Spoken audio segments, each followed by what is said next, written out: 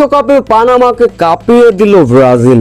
Vinicius জুনিয়রের magic, Vinicius জুনিয়রের অসাধারণ গোল, ভিনিসিয়াস জুনিয়র এ কেমন অ্যাসিস্ট করলেন, রীতিমতো কাঁপলো পানামা।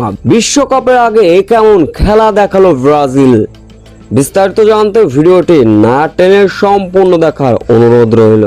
2026 বিশ্বকাপের আগে নিজেদের ঘরের মাঠ মারাকানা স্টেডিয়ামে পানামার মুখোমুখি হয়েছিল শক্তিশালী ব্রাজিল। প্রথমার্ধেই আক্রমণ আর পাল্টা আক্রমণ চালানোর পরেও ভিনিসিয়াস জুনিয়র ছিলেন অনবদ্য ঝড়ের গতি, ভিনিসিয়াস জুনিয়র ম্যাজিক। ম্যাচের শুরুর প্রথম মিনিটেই ক্যাপ্টেন ক্যাসিমেরোর পাস থেকে দুর্দান্ত এক গোল করে বসলেন ব্রাজিলিয়ান মহাতারকা ভিনিসিয়াস জুনিয়র। তবে সেই আনন্দ আর বেশিক্ষণ স্থায়ী হয়নি। ম্যাচের বয়স যখন 13 মিনিট, পানামার মাইকেল মোরালের নেওয়া একটি ফ্রি কিকে ব্রাজিলের ফরওয়ার্ড ম্যাথু কুনায়ের গায়ে লেগে দিক পরিবর্তন করে জালে ঢুকে যায়।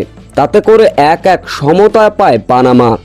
দ্বিতীয়ার্ধের 32 মিনিটে আবারও আক্রমণ চালায় পানামা, তবে তার থেকে বেশি ভয়ঙ্কর ছিল ব্রাজিল।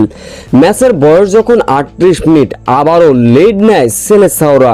এবার গোলদাতা হিসাবে নাম লেখালেন স্বয়ং ক্যাসিমেরো।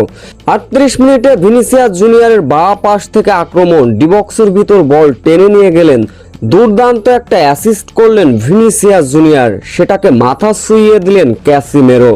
তাতে করে প্রথমার্ধেই 2-1 গোলে লিড পেয়ে যায় ব্রাজিল।